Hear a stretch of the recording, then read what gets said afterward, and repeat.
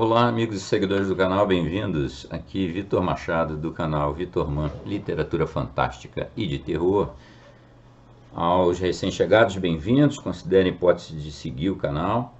E aos já antigos amigos, saudações. Bem, vamos logo aqui comentar. Vocês viram no post da chamada para o vídeo de hoje que eu digo que isso é uma obra do novo mito Cthulhu, do Lovecraft. E é exatamente isso, vocês vão entender isso perfeitamente. Logo a seguir eu vou começar a comentar sobre obra e autor, vocês vão entender por quê, o que eu estou querendo dizer com novo mito Cthulhu. Bem, mas antes de seguir nos comentários, eu gostaria de agradecer muito a um seguidor antigo daqui, o Simulacrum, que fez um pedido para narração, de onde nasceu o vídeo de hoje, né? Vocês sabem que a gente atende a pedidos sempre que possível, né? É muito comum seguidores pedirem um conto tal ou uma obra do autor tal. O Simulacro então pediu uma obra do Ramsey Campbell, um grande escritor do horror atual, né? Ele está vivo ainda. Mas ele fez mais do que pedir. Ele me encaminhou, agradeço imensamente a ele me encaminhou um link de um e-book da primeira antologia do Ramsey Campbell. Eu já vou falar sobre essa antologia e sobre o conto mais adiante, né? Mas então, Simulacro, muito obrigado. Daí eu retirei o conto de hoje, né? Mas bem, o que a gente pode dizer sobre esse novo mito Cthulhu? Por que novo mito Cthulhu? Porque o Ramsey Campbell, bem, esse é um autor que nasceu em 1946, 4 de janeiro, se não me engano, nasceu em 46, quando o Lovecraft já estava morto há quase 10 anos, né? Há 9 anos o Lovecraft tinha falecido em 37. E ele, com 10 aninhos de idade, em 56, portanto, os pais deixaram ele ler, né? Ele caiu em cima de toda a obra do Lovecraft e, como é natural, se maravilhou com aquilo ali tudo. E isso marcou a vida dele inteira, a carreira dele e a vida inteira dele. Então ele com 10 anos, olha que coisa interessante, ele com 10 anos ele procurou entrar em contato com nada mais, nada menos que o August Derleth, um dos grandes amigos do Lovecraft, um dos primeiros membros desse círculo Lovecraft, do qual a gente tanto fala aqui, e que foi o fundador, junto com o Donald Van Drey, eles fundaram a editora Arkham House, que acabou sendo responsável pela fama futura do Lovecraft, né? Publicou tudo que ele escreveu de um jeito ou de outro, e muitas outras coisas, de outros escritores do círculo e tal. Então, o menino, o Ramsey Campbell, ele, aos 10 anos, ele procurou o Derleth e entregou para ele os rascunhos do que ele tinha escrito na vibe do Lovecraft. Muito incrível, né? Muito incrível. E aí o Derleth leu, incentivou, ele muito gostou e tal, incentivou que ele trabalhasse em cima, que ele aperfeiçoasse aqueles escritos, deu uma sugestão que foi acatada pelo Ramsey Campbell e que fez muita diferença na carreira dele. Ele sugeriu, olha, Arkham, aquela cidade mítica de uma Nova Inglaterra mítica, já está muito falado, muito escrito, muito badalado. Você deveria criar um novo ambiente para as aventuras do mito Cthulhu. E foi exatamente o que o Ramsey Campbell fez. Ele fez um paralelo com a Arkham na Nova Inglaterra, lá dos Estados Unidos, do Lovecraft, e ele criou o Vale do Severn, um vale de um rio similar ao Miskatonic, né, nos Estados Unidos, só que no norte da Inglaterra. E as aventuras dele são todas ambientadas naquelas cidades desse vale. É mais ou menos a mesma coisa que acontecia. Então ele deu um refresh no mito Cthulhu. Aí vocês já entenderam o que eu quis dizer lá no post de chamada. Ele então, passaram-se mais uns anos, né? e quando ele tinha 18 anos, foi então publicada pela Arkham House a antologia, cujo e-book o Simulacro me mandou, que vem a ser O Habitante do Lago e Outros Hóspedes Menos Bem-vindos. Um nome bem interessante. O primeiro conto dessa antologia é A Sala no Castelo. É o que eu estou narrando para vocês hoje aqui. Uma típica história de mito Cthulhu, porém escrita muito depois do cânone original do Lovecraft, né? Um detalhe, tudo isso que eu estou comentando aí, vocês percebem, vocês veem nas próprias palavras do Ramsey Campbell. Nessa antologia tem um prefácio, que é o próprio autor que escreve, onde ele conta tudo isso aí. É bem bacana para quem quiser ler a antologia, né? É interessante que vocês prestem atenção no prefácio. Tem muita gente que pula prefácio. Mas muito bem. Então, o conto, de que se trata esse conto, né? A Sala no Castelo? Vocês vão encontrar, vocês vão perceber. Quem gosta de Cthulhu, de mito Cthulhu, vai adorar. Ele tem tudo aquilo que é característico da prosa do Lovecraft. Livros arcanos, aquelas bibliotecas onde o cara vai pesquisar e ele encontra informações incríveis, excursões de campo, onde ele vai a lugares sombrios e acaba fazendo contato com entidades cultistas e tal. O conto é basicamente isso aí, porém, é um típico conto do Lovecraftiano, porém ambientado na Inglaterra. A propósito, o Ramsey Campbell, ele é muito reconhecido como um grande escritor do horror. Muitos críticos literários dizem que ele é o maior escritor do horror ainda vivo. Batalha feroz com o Stephen King, né? E ele ganhou, por essas razões todas que eu já comentei aqui, ele ganhou o apelido de o Lovecraft britânico, né? E bem a propósito, né? Bem, eu vou aproveitar agora, já que eu imagino que vocês estejam gostando, e aí então é um momento certo da gente pedir para vocês aquele apoio, compartilhamento para chamar mais gente para cá, para aumentar, os likes antes que vocês esqueçam, os hypes no fim, né? Então isso aí eu gostaria de reiterar com vocês aqui. E muito obrigado, né, pelo apoio que vocês vêm dando até agora. Mas bem, depois da publicação em 64 dessa antologia, o que acontece? O Ramsey Campbell evoluiu, ele era um rapaz então, tinha 18 anos quando foi publicada essa antologia. Lá pelos anos 70, ele ainda era um rapaz, 20 e poucos anos, mas aí a carreira dele começou a deslanchar. Eu comentei nessa disputa com o Stephen King. Na realidade, talvez o Stephen King seja mais conhecido, provavelmente por conta das adaptações para o cinema. Vocês podem dar uma olhada na nossa playlist Stephen King aqui, eu já falo muito isso nas introduções lá. Ele teve a sorte de ter baitas adaptações para o cinema, né, como foi o Iluminado, como foi Carrie. E o Ramsey Campbell não tanto.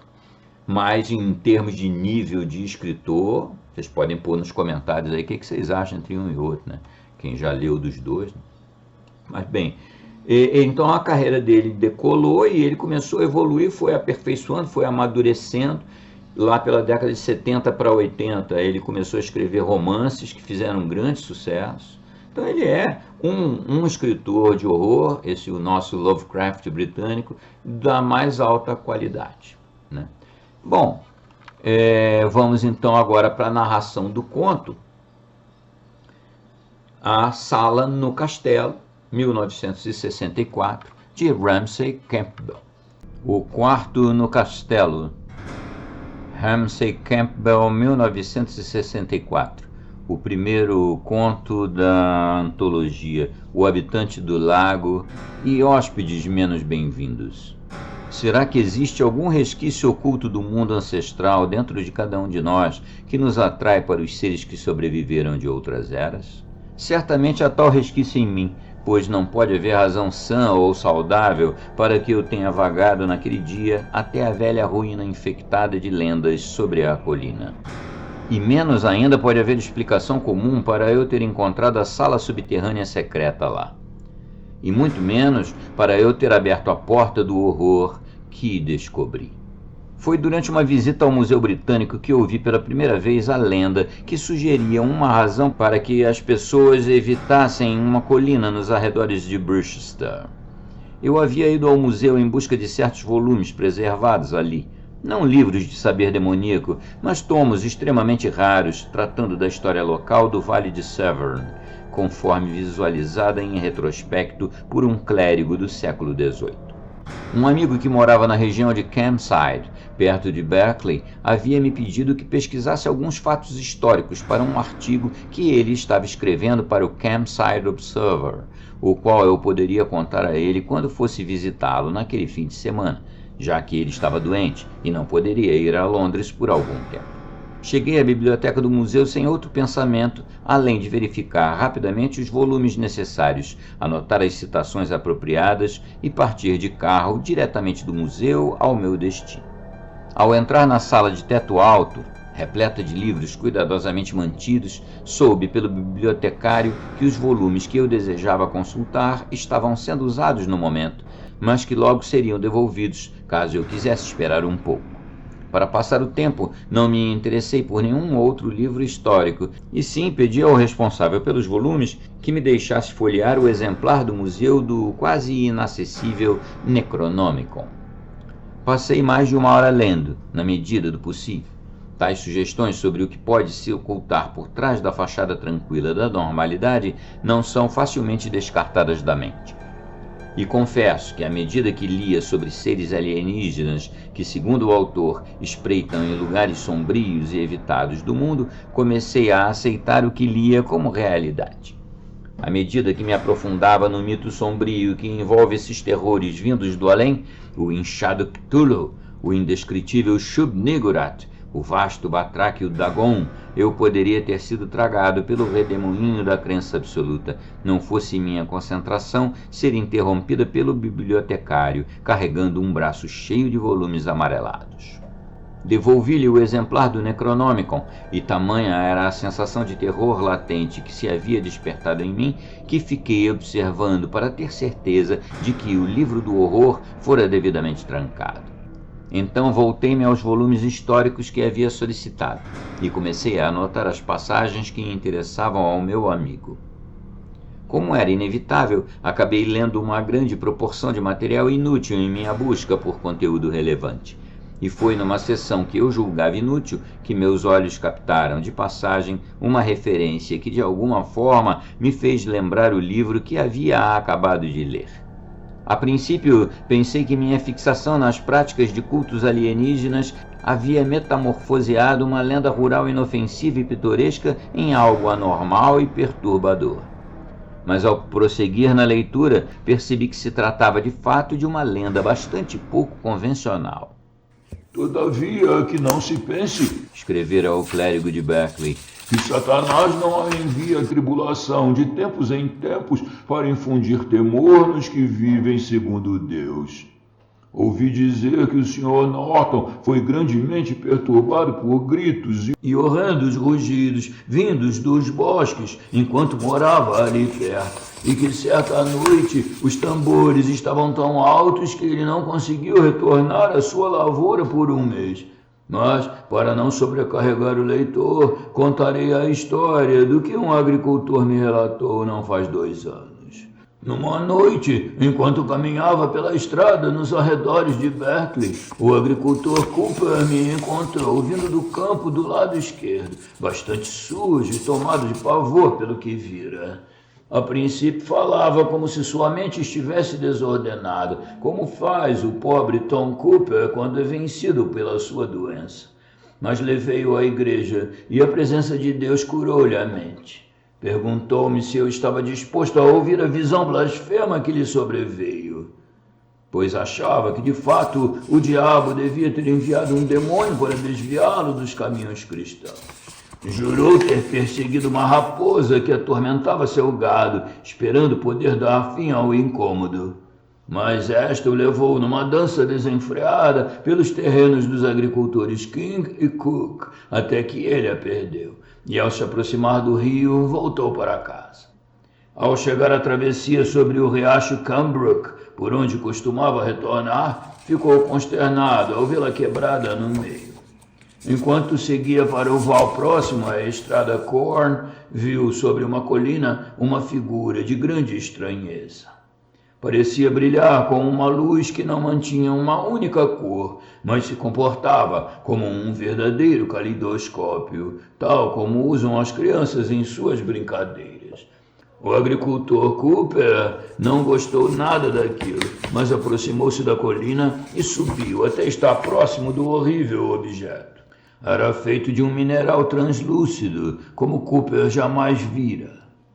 Quando roguei que me descrevesse sua aparência, olhou-me de forma estranha e disse que tal monstro maligno não devia ser descrito por homens cristãos.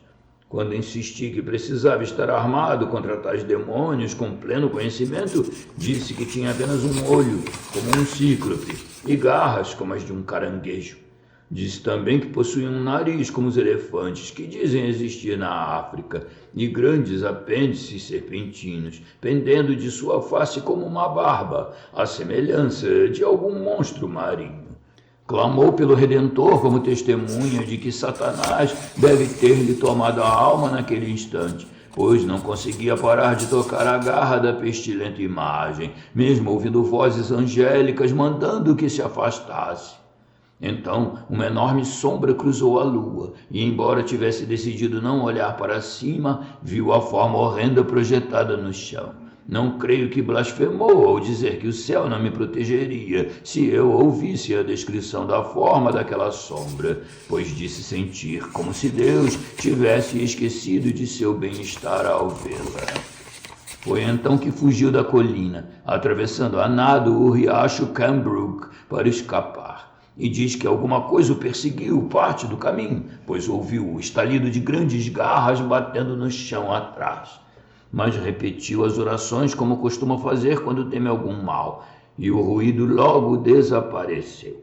Foi assim que me encontrou, enquanto eu caminhava pela estrada de Berkeley. Eu lhe disse que voltasse para casa e confortasse sua esposa, e que orasse para que o bom Senhor o ajudasse contra os males que o diabo pode tramar para desviá-lo do caminho correto. Naquela noite, roguei a Deus para que essas terríveis manifestações de Satanás deixassem logo minha paróquia, e para que o abismo não tragasse o infeliz fazendeiro Cooper. Ao chegar ao fim da página, virei imediatamente para a folha oposta. Mas logo percebi que havia algo errado, pois o parágrafo seguinte tratava de um assunto completamente diferente. Conferindo a numeração, descobri que uma página entre as duas estava faltando, o que tornava impossível obter mais informações sobre aquela figura alienígena na colina. Como já não havia nada que eu pudesse fazer para corrigir isso, e considerando que minha visita ao museu tinha como objetivo uma pesquisa completamente diferente, decidi retomar o estudo original. No entanto, algumas páginas adiante, notei uma irregularidade nas bordas do papel, e ao examinar mais de perto, encontrei a folha ausente. Com um estranho sentimento de júbilo, recoloquei-a no lugar e continuei a leitura interrompida. Mas esse não é o fim da história do fazendeiro Cooper. 2 meses depois, o fazendeiro Norton veio até mim, visivelmente perturbado, dizendo que os tambores na floresta rufavam mais alto do que nunca. Não pude consolá-lo, além de aconselhá-lo a manter as portas fechadas e vigiar sinais da obra de Satanás. Em seguida, veio a esposa de Cooper, dizendo que seu marido de repente adoecera, pois se levantara com um grito horrível e saíra correndo em direção à floresta. Não quis mandar homens para dentro da mata, enquanto os tambores soavam tão intensamente, mas convoquei um grupo de fazendeiros para vasculhar os bosques em busca de sinais do diabo e tentar encontrar Cooper. Eles obedeceram, mas logo voltaram e me despertaram, trazendo um relato muito estranho e horrível sobre o motivo pelo qual não puderam trazer o pobre Cooper de volta, e porque ele certamente fora levado pelo próprio diabo.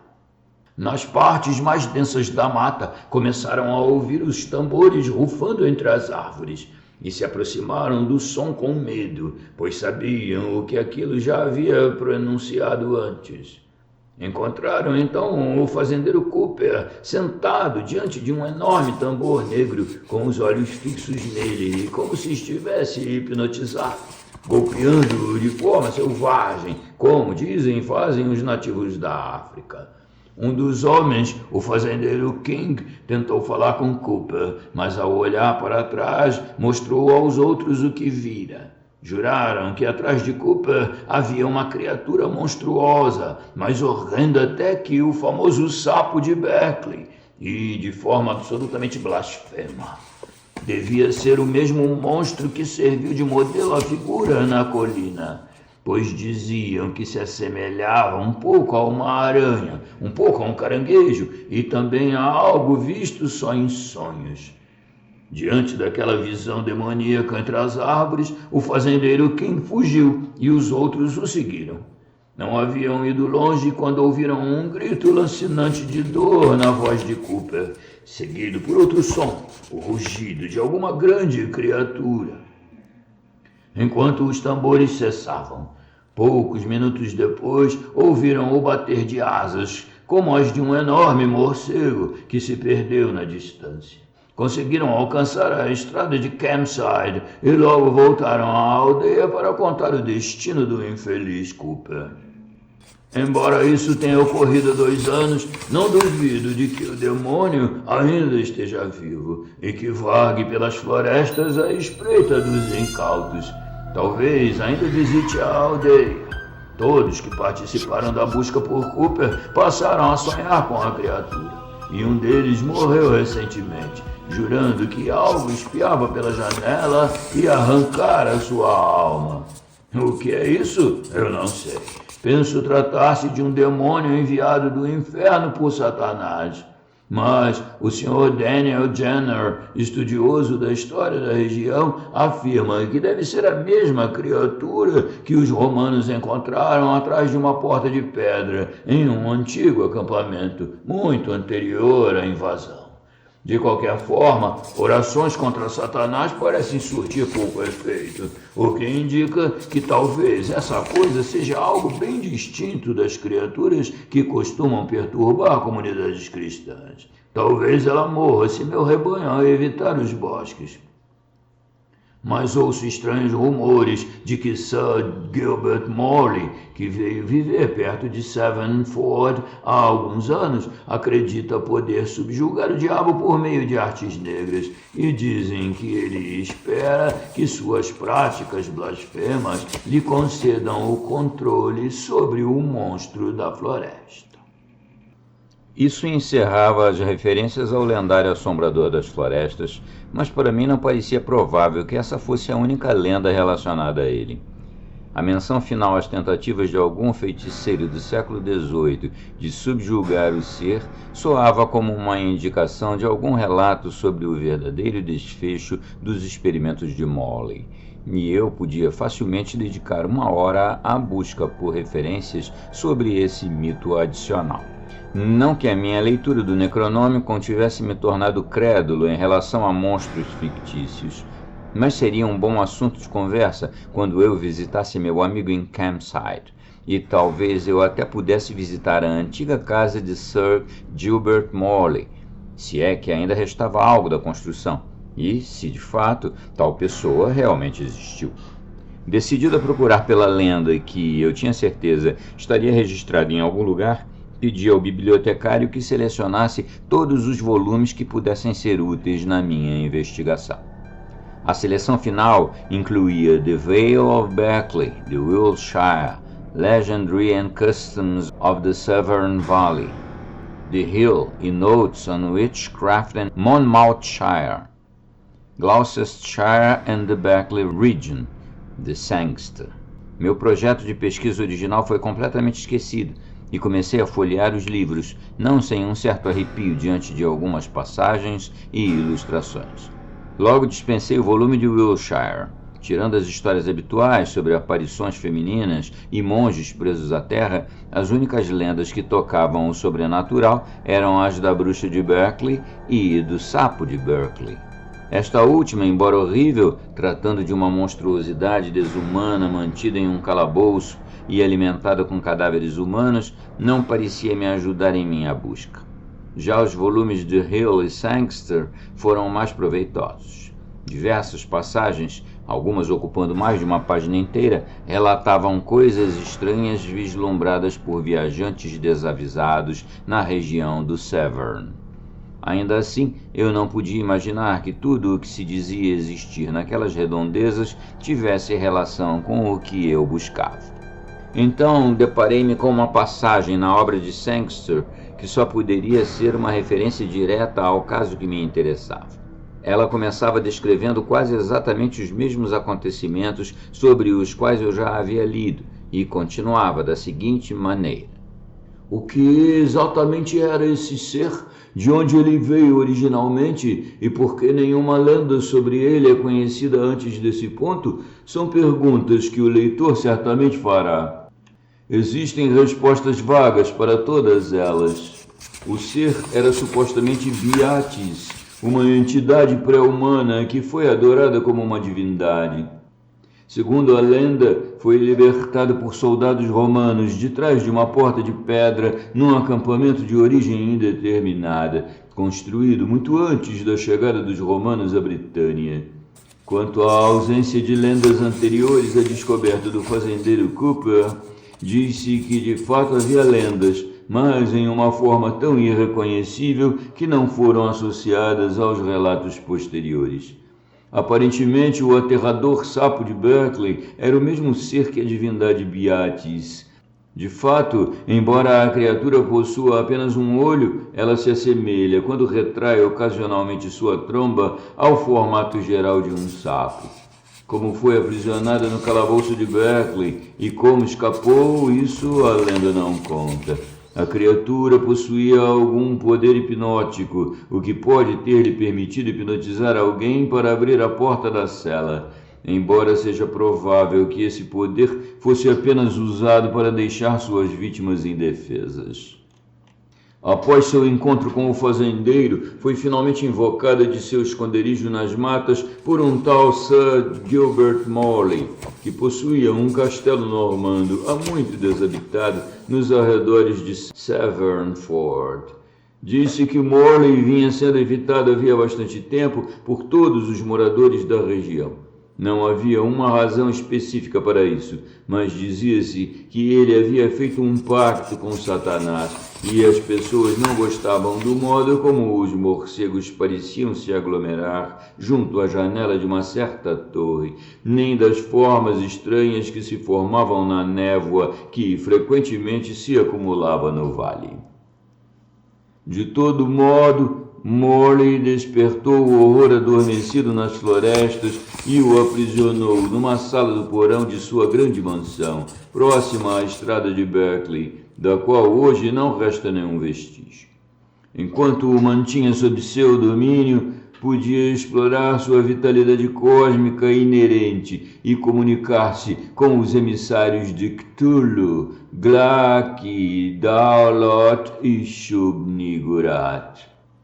Dizia-se que ele atraía viajantes até sua propriedade, onde conseguia levá-los até perto do portão e trancá-los lá dentro. Quando não surgiam vítimas, ele soltava a criatura para que ela se alimentasse. Uma ou duas vezes, pessoas que voltavam tarde para casa ficavam paralisadas de terror ao verem Morley fugindo, com uma coisa alada e terrível voando à sua frente. Logo ele foi forçado a removê-la dali e aprisioná-la numa sala subterrânea secreta no castelo. Foi forçado a isso porque, segundo a lenda, a criatura havia crescido demais para a sala do porão, aumentando de tamanho de forma desproporcional a quantidade de alimento que consumia. Ali ela permanecia durante o dia, e depois do anoitecer, ela abria a porta secreta e a deixava livre para se banquetear. Ela retornava antes do amanhecer, e ele também voltava e a aprisionava novamente. Se a porta estivesse fechada, a criatura não podia vagar, devido a algum selo presente nela. Um dia, depois que Morley fechou a porta sobre o horror, e sabes que ele a fechou, pois os que vasculharam o local não encontraram vestígio de que estivesse aberta, ele desapareceu e nunca mais voltou. O castelo, agora abandonado, vem apodrecendo aos poucos, mas o portal secreto aparentemente permaneceu intacto. Segundo a lenda, Biatis ainda espreita na sala oculta, pronto para despertar e ser libertado, se alguém abrir a fechadura escondida. Foi isso que li no volume de Sangster. Antes de prosseguir, pedi ao bibliotecário que buscasse informações sobre o ser chamado Biatis nos diversos livros guardados no armário trancado. Por fim, ele trouxe o seguinte, encontrado em The Vermes Mysteries de Prynne. Biatis, o barbado de serpentes, o deus do esquecimento, veio com os grandes antigos das estrelas, convocado por preces feitas à sua imagem, a qual foi trazida à terra pelos profundos.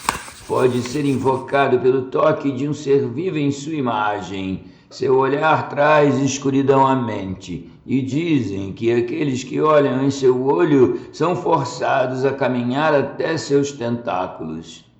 Alimenta-se dos que a ele se aproximam, e daqueles dos quais se alimenta, absorve parte da vitalidade, crescendo assim cada vez mais. Foi isso que li no volume de Horrores e Blasfêmias de Ludwig Prynne, e não demorei a fechá-lo e devolvê-lo ao bibliotecário, assim que me certifiquei de que não havia mais nada sobre Biatis naquele livro. Essa foi também a última referência a esse enigma aterrador que consegui encontrar entre os volumes que havia selecionado, e os entreguei de volta ao responsável. Por acaso olhei para o relógio naquele momento e vi que havia passado muito mais tempo em minhas pesquisas do que havia planejado. Retornando ao volume original do Clérigo de Berkeley, anotei rapidamente os pontos citados por meu amigo que ainda não havia copiado e então deixei o museu.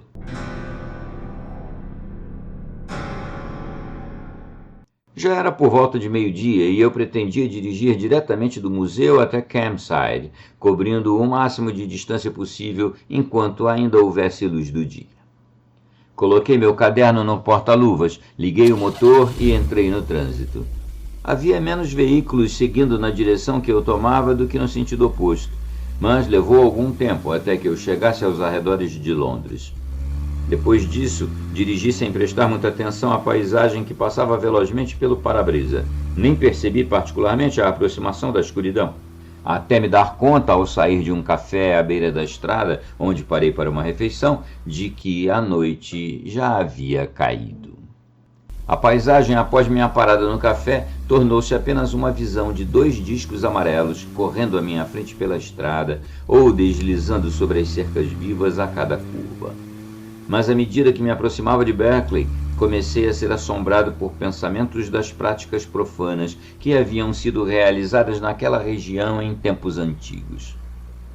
Ao passar por Berkeley, lembrei-me das histórias horríveis que se contavam sobre a cidade, sobre um monstro deformado e leproso em forma de sapo que teria sido mantido num calabouço, e sobre a bruxa de Berkeley, do caixão da qual as correntes caíram inexplicavelmente antes de o cadáver se erguer. É claro que tudo não passava de fantasia supersticiosa, e eu não estava realmente perturbado por elas, mesmo que os livros que lera naquela tarde as mencionassem com tamanha credulidade. Ainda assim, os vislumbres proporcionados pelos faróis, de casas escuras e sem iluminação, com paredes úmidas descascando, não eram exatamente reconfortantes. Quando finalmente entrei na entrada da casa do meu amigo, ele já estava ali com uma lanterna para me guiar, pois meus faróis haviam pifado entre Campside e Brichester. Ele me conduziu para dentro, comentando que minha viagem pelas estradas vicinais sem luzes devia ter sido difícil no fim do trajeto, e eu só podia concordar com ele. Já era bem tarde, mais do que eu havia planejado, mas as pesquisas imprevistas no museu haviam tomado tempo, e após uma refeição leve e uma conversa durante o jantar, fui para meu quarto a fim de descansar dos efeitos de um dia um tanto agitado.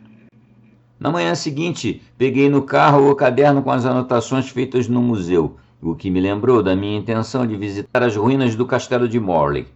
Meu amigo, embora conseguisse se locomover pela casa, não estava em condições de sair por longos períodos, e como ele trabalharia em seu próximo artigo ainda naquela tarde, eu teria a chance de procurar o castelo.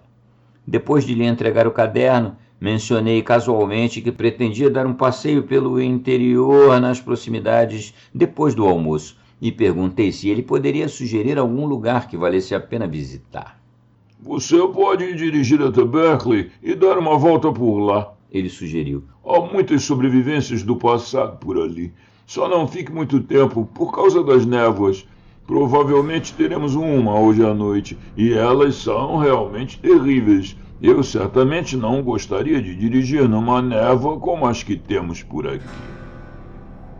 Eu estava pensando, disse eu com cautela, em ir até Severn Ford, tentar encontrar o castelo onde dizem que o familiar de um feiticeiro foi selado.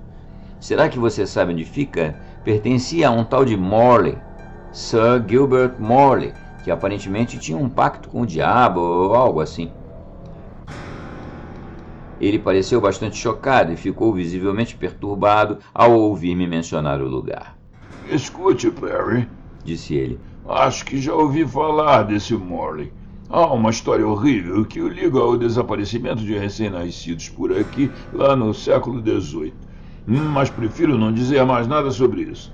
Quando você viver aqui por um tempo e ver como todos trancam as portas em certas noites e fazem sinais no chão debaixo das janelas, porque dizem que o diabo anda por aí nessas noites, e quando ouvir coisas voando sobre as casas enquanto todos estão trancados lá dentro e não houver nada visível, então você vai perder o interesse em sair por aí caçando esse tipo de coisa. Temos uma ajudante doméstica que acredita em tais coisas e ela sempre faz os sinais aqui em casa. Então, suponho que é por isso que aquilo sempre passa por cima. Mas eu não sairia por aí procurando lugares que foram corrompidos pela feitiçaria, mesmo estando protegido, como talvez eu esteja. Meu Deus, Scott, repreendi rindo, mas um pouco perturbado com a forma como ele havia mudado desde que se mudara para o interior. Você certamente não acredita que esses sinais, em forma de estrela, que fazem por aqui, possam ter algum efeito, para o bem ou para o mal, não é? Bem, se você está tão decidido a proteger meu pescoço, terei que perguntar a algum dos moradores. Não creio que tenham esse instinto protetor deslocado que você parece ter. Scott continuou inconvicto. Você sabe que eu costumava ser tão cético quanto você é agora, lembrou ele. Não percebe que é algo muito sério deve ter mudado minha maneira de ver as coisas? Pelo amor de Deus, acredite em mim. Não vá procurar algo que te convença à força. Eu repito, disse, irritado por minha tarde agradável estar se tornando uma discussão, que vou perguntar a um dos moradores. Está bem, interrompeu Scott, igualmente irritado. Existe sim um castelo nos arredores de Severnford, que dizem ter pertencido a Morley, onde ele mantinha algum tipo de monstro. Aparentemente, um dia ele o deixou trancado lá e nunca mais voltou para soltá-lo. Foi levado por um elemental que ele próprio havia invocado, pelo que dizem. E dizem que a criatura ainda está lá, esperando algum imbecil aparecer, procurando sarna para se coçar e libertá-la. Percebendo bem o significado dessa última frase, perguntei.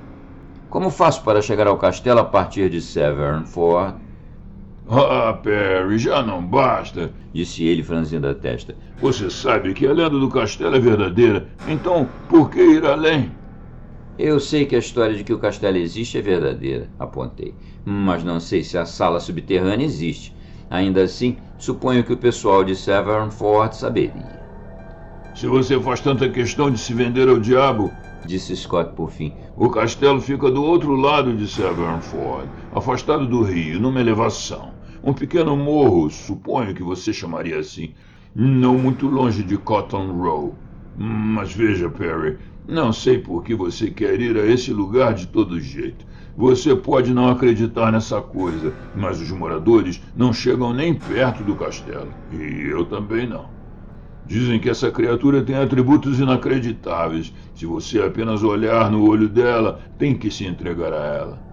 Não que eu acredite literalmente nisso, mas tenho certeza de que há algo no castelo que o assombra horrivelmente.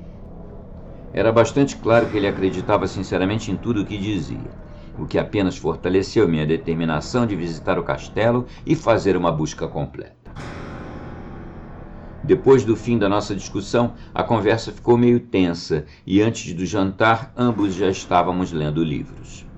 Assim que terminei de comer, peguei uma lanterna no meu quarto e, depois de me preparar para a viagem, saí dirigindo em direção a Severnford.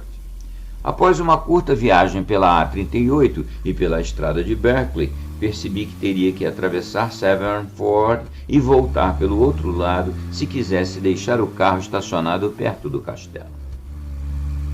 Enquanto dirigia por Severnford, notei sobre o pórtico da igreja uma escultura em pedra representando um anjo segurando um grande objeto em forma de estrela diante de uma gárgula encolhida com forma de sapo. Curioso, freiei o carro e caminhei pela trilha coberta de musgo entre dois pilares enegrecidos para falar com o vigário. Ele ficou satisfeito ao ver um visitante em sua igreja, mas tornou-se cauteloso quando revelei o motivo da minha visita. O senhor poderia me dizer, perguntei, o significado daquele grupo peculiar de esculturas sobre o pórtico? Aquele que mostra o monstro sapo e o anjo? Ele pareceu um pouco preocupado com a pergunta. Obviamente representa o triunfo do bem contra o mal, sugeriu ele. Mas por que o anjo está segurando uma estrela? Certamente uma cruz seria mais apropriada. O vigário assentiu com a cabeça. Isso também me incomoda, confessou, porque parece ser uma concessão às superstições locais. Dizem que essa escultura originalmente não fazia parte da igreja, mas foi trazida para cá por um dos primeiros párocos, que nunca revelou onde a encontrou.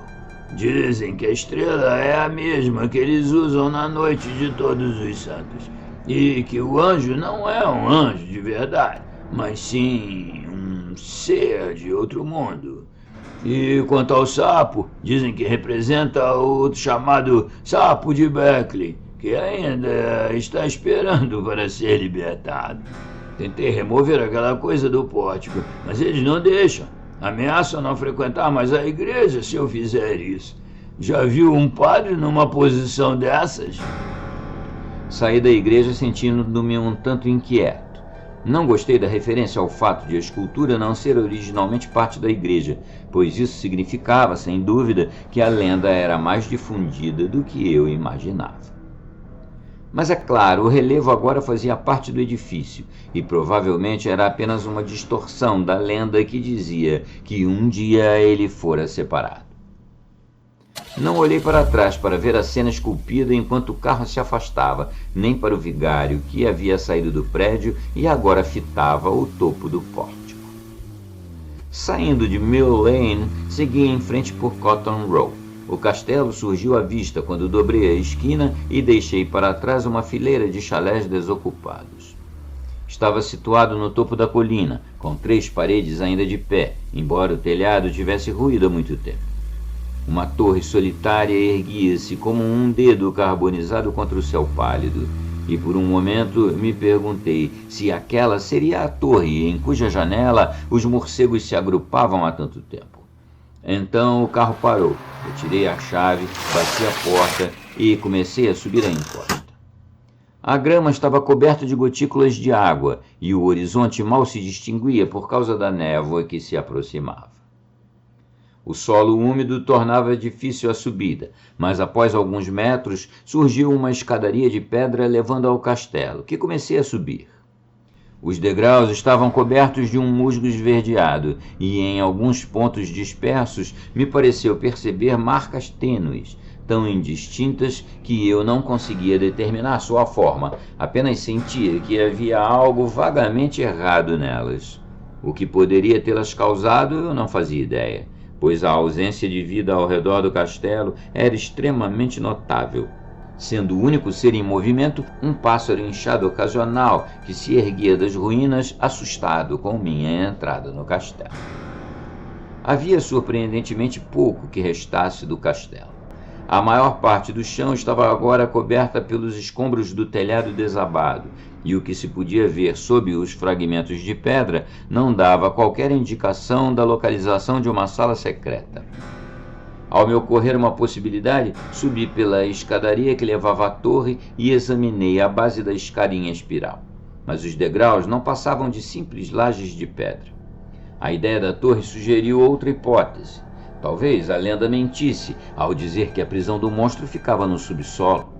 Mas a porta da sala superior da torre se abriu com facilidade, revelando uma câmara estreita e vazia. Meu coração deu um sobressalto desagradável quando, avançando mais para examinar todo o cômodo, vi, no lugar de uma cama sob a janela, um caixão. Com certa apreensão, aproximei-me e olhei dentro do caixão, e creio que devo ter soltado um suspiro de alívio ao ver que o caixão, cujo fundo estava coberto de terra, estava vazio. Devia ser algum tipo bizarro de tumba, ainda que situada de forma certamente nada ortodoxa. Mas não consegui deixar de me lembrar que nuvens de morcegos costumavam se reunir na janela de alguma torre deste castelo, e havia ali uma conexão subconsciente que eu não conseguia identificar. Deixando o aposento da torre de forma um tanto apressada, desci as escadas e examinei o terreno ao redor do castelo. Nada além de entulho chamou minha atenção, embora, em certo momento, eu tenha notado um símbolo estranho arranhado numa laje de pedra.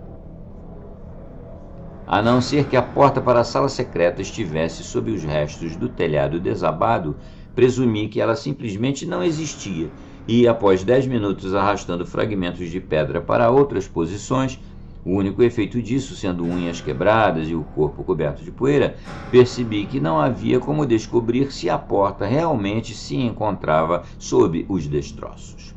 De todo modo, eu poderia retornar à casa e dizer a Scott que nenhuma entidade malévola havia me arrastado para seu covil, e tanto quanto me era possível, eu havia provado que não havia evidência de sala escondida no castelo. Comecei a descer novamente os degraus de pedra que levavam à estrada, observando os campos verdejantes que se curvavam suavemente ao longe, agora ficando cada vez mais indistintos devido à névoa que se aproximava. De repente, tropecei e caí em um dos degraus. Apoiei a mão no degrau acima para me levantar e por pouco não caí dentro de um buraco escancarado. Estava à beira de uma escotilha aberta. O degrau formava a tampa da porta e a pedra que eu havia deslocado servia de trava. Uma escada de pedra mergulhava na escuridão abaixo, levando ao chão invisível de uma sala de extensão indeterminada. Sacando minha lanterna, acendia. A sala, agora revelada, estava completamente vazia, exceto por um pequeno cubo negro de algum metal posicionado aos pés da escada. De forma quadrada, a sala media aproximadamente 6 por 6 metros. As paredes eram de uma pedra cinzenta e opaca, coberta por reentrâncias das quais brotavam frondes de samambaias pálidas. Não havia absolutamente nenhum indício de qualquer tipo de vida animal na sala, nem mesmo de que algum animal tivesse habitado ali algum dia, exceto talvez por um odor peculiar, como uma mistura de cheiro de répteis com decomposição, que subiu sufocante por um instante a partir da abertura recém-revelada.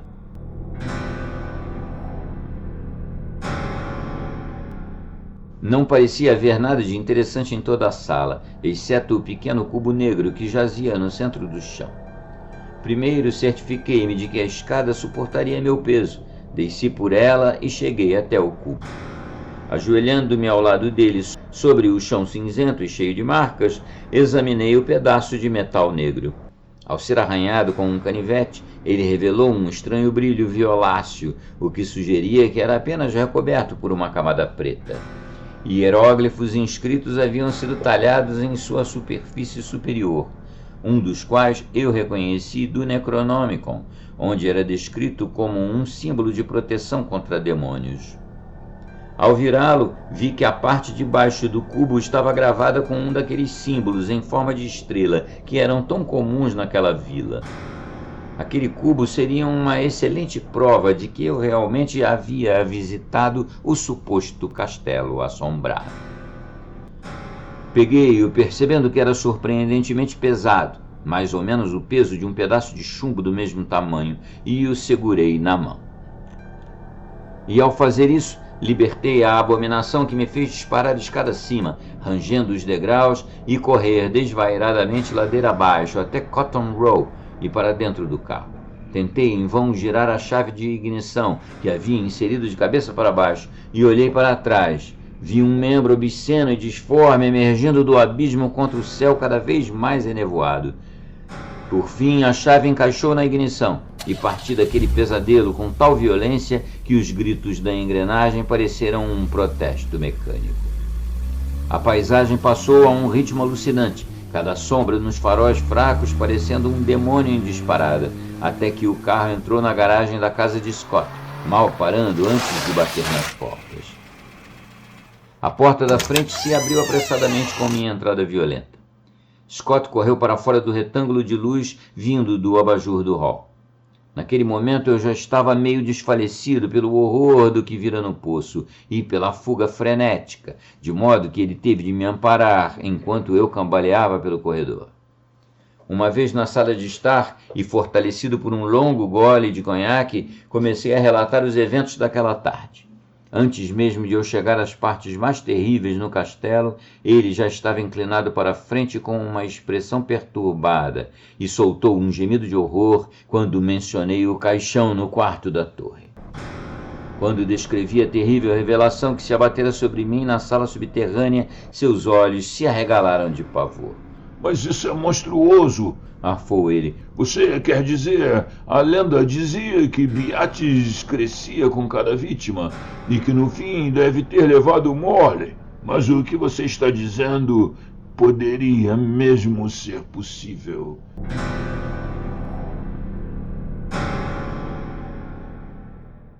Eu ouvi o tempo suficiente antes de entender o que era para captar todos os detalhes, respondi. Agora só me resta esperar até amanhã, quando poderei conseguir explosivos e destruir aquilo tudo. Perry, você não está dizendo que vai voltar ao castelo? Exclamou ele incrédulo. Meu Deus, depois de tudo que viu, você ainda acha que precisa de mais provas? Você só ouviu falar dos horrores que vi, lembrei-o. Eu os vi com meus próprios olhos e sei que se não acabar com aquilo agora, vai me assombrar para sempre o pensamento de que aquela criatura sapo possa um dia arrebentar sua prisão.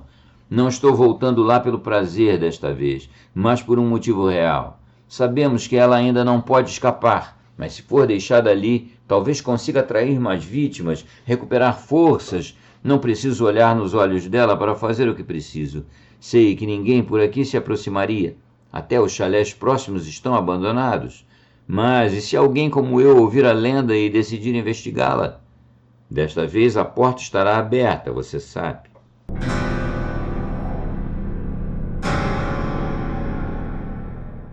Na manhã seguinte, precisei dirigir alguns bons quilômetros antes de perceber que não havia lugar onde eu pudesse comprar explosivos. Acabei comprando várias latas de gasolina e esperei que o líquido inflamável fosse suficiente para destruir um monstro alienígena. Passei na casa de Scott para pegar minha bagagem. Eu estava voltando a Londres depois de concluir minha tarefa no castelo, pois não queria estar por perto quando a polícia local começasse a investigar. E fui abordado pela ajudante da casa, que me entregou uma pedra em forma de estrela, curiosamente entalhada, dizendo que ela afastaria o poder de Biates enquanto eu usasse a gasolina. Agradecendo, despedi-me de Scott e fui até o carro, que coloquei na estrada. Ao olhar para trás, Vi Scott e a mulher observando-me ansiosamente da janela da sala. As latas de gasolina no banco de trás chacoalhavam juntas de maneira abominável, me deixando ainda mais nervoso enquanto tentava pensar no melhor plano de ação para o castelo. Peguei o caminho oposto desta vez, pois não queria passar por Severnford. Por um lado, queria chegar ao castelo o mais rápido possível e pôr um fim à anomalia que arranhava meu juízo. E além disso, detestava passar novamente por aquela escultura do horror em forma de sapo sobre o pórtico da igreja. A viagem foi mais curta e logo eu já estava tirando as latas de gasolina para o gramado ao lado da estrada. Levá-las até perto do abismo sob a laje de pedra removida exigiu grande esforço e não pouco tempo. Coloquei meu isqueiro na beirada da escadaria e forcei as tampas das latas até abri-las. Já havia levado todas até o próximo degrau acima do fosso e agora mergulhei um pedaço de madeira compensada, retirado da garagem de Scott, numa das latas e o coloquei sobre o degrau acima. Então acendi a madeira com o isqueiro e, às pressas, empurrei as latas abertas para dentro do abismo, logo em seguida jogando o pedaço em chamas atrás delas. Acho que só cheguei a tempo por pouco, pois no instante em que empurrei as latas para dentro do poço, uma enorme massa negra começou a se erguer sobre a borda, recuando quando a gasolina e a madeira a atingiram, como um caracol retraindo seus tentáculos oculares ao contato com o sal. Em seguida, ouviu-se um longo chiado vindo das profundezas, acompanhado de um terrível rugido grave que foi crescendo em intensidade e tom até se transformar num repugnante borbulhar. Não ousei olhar para dentro daquilo que devia estar fervendo em agonia líquida, lá no fundo do poço, mas o que subiu acima da tampa já era horrível o suficiente.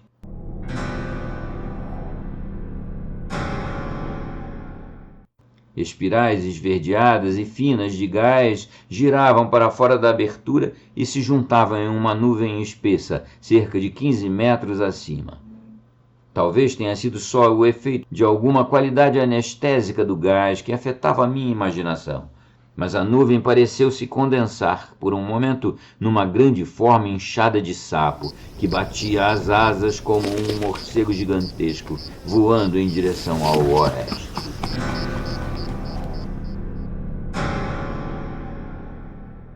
Essa foi a última visão que tive do castelo e de sua paisagem mórbida e deformada.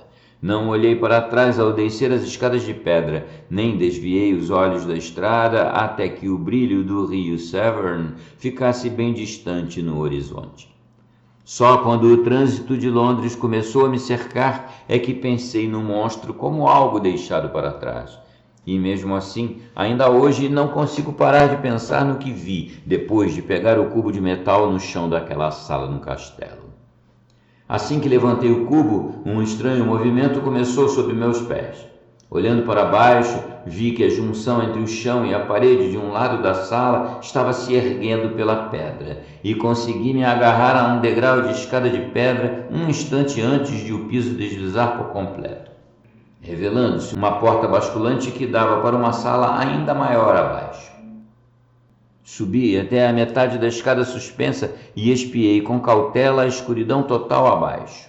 Nenhum som vinha da escuridão, nem havia movimento. Até o momento em que tentei firmar melhor minha mão na escada e com isso deixei o cubo metálico cair com um baque úmido sobre algo lá embaixo. E então tudo começou. Um som de algo rastejando começou a emergir do fundo, misturado com um barulho pegajoso e sugador, e enquanto eu observava em terror paralisado, uma coisa negra deslizou de debaixo da borda de uma parede e começou a se expandir para cima, golpeando às cegas os lados da sala menor. Parecia mais uma serpente gigantesca do que qualquer outra coisa, mas era cega e não tinha nenhum traço facial. E eu fiquei confuso sobre as conexões que aquela anomalia colossal podia ter com Biates. Seria este o refúgio de alguma outra entidade de outro plano? Ou Morley havia invocado mais demônios vindos de além dos portões proibidos? Então compreendi, e soltei um grito de puro horror ao entender o que se passava, disparando para fora daquela sala maligna. Ouvi a coisa se lançar molemente contra as paredes de sua prisão, mas já sabia a razão medonha pela qual ela não podia escapar. Olhei para trás apenas uma vez. O membro obsceno e negro tateava freneticamente as bordas do fosso, procurando pela presa que havia sentido ali um instante antes. E foi nesse momento que ri, num êxtase de loucura, pois sabia que aquilo buscaria inutilmente até descobrir que não podia alcançar nada. Ela crescera demais para a sala subterrânea, escrevera Sangster, mas não mencionara exatamente o que crescia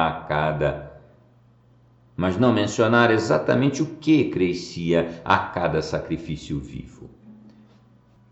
Pois a coisa, semelhante a uma serpente que se estendera para mim, algo tão largo quanto o corpo de um homem e com um comprimento impossível, era, na verdade, apenas o tentáculo facial da abominação chamada Biatis.